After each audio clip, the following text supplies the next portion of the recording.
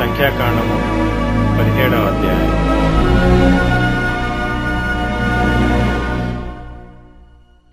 యెహోవా మోషేకు ఇలాగ సెలవిచ్చెను, నీవు ఇశ్రాయేలీయులతో మాట్లాడి వారి యొద్ద ఒక్కొక్క పితరుల కుటుంబమునకు ఒక్కొక్క కర్రగా, అనగా వారి ప్రధానులందరి యొద్ద వారి వారి పితరుల కుటుంబముల చొప్పున 12 కర్రలను తీసుకొని ఎవరి కర్ర మీద వారి పేరు రాయము.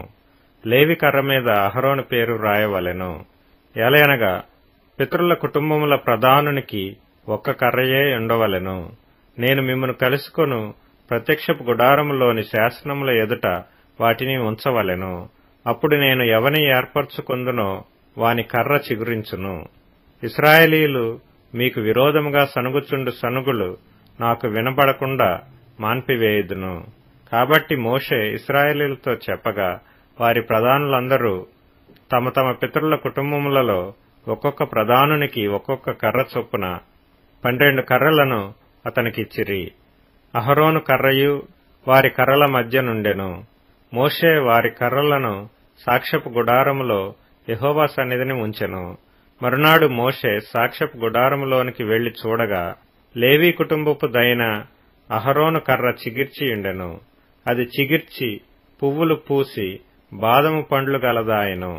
మోషే యెహోవా సన్నిధి నుండి ఆ కర్రలన్నిటినీ ఇశ్రాయేలీయులందరి ఎదుటికి తేగా, వారు వాటిని చూచి ఒక్కొక్కడు ఎవరి కర్రను వారు తీసుకొనిరి. అప్పుడు యెహోవా మోషేతో ఇట్లనెను, తిరగబడిన వారిని గూర్చి ఆనవాలుగా కాపాడబడినట్లు అహరోను కర్రను మరలా శాసనముల ఎదుట ఉంచుము. వారు చావకుండునట్లు నాకు వినబడకుండా వారి సనుగులను కేవలము అణచి మాన్పివేసిన వాడవవుదువు. అప్పుడు యెహోవా మోషేకు ఆజ్ఞాపించినట్లు అతడు చేసెను. అలాగుననే చేసెను. అయితే ఇశ్రాయేలీయులు మోషేతో ఇట్లనిరి, ఇదిగో మా ప్రాణములు పోయినవి, నశించిపోతిమి, మేమందరము నశించిపోతిమి.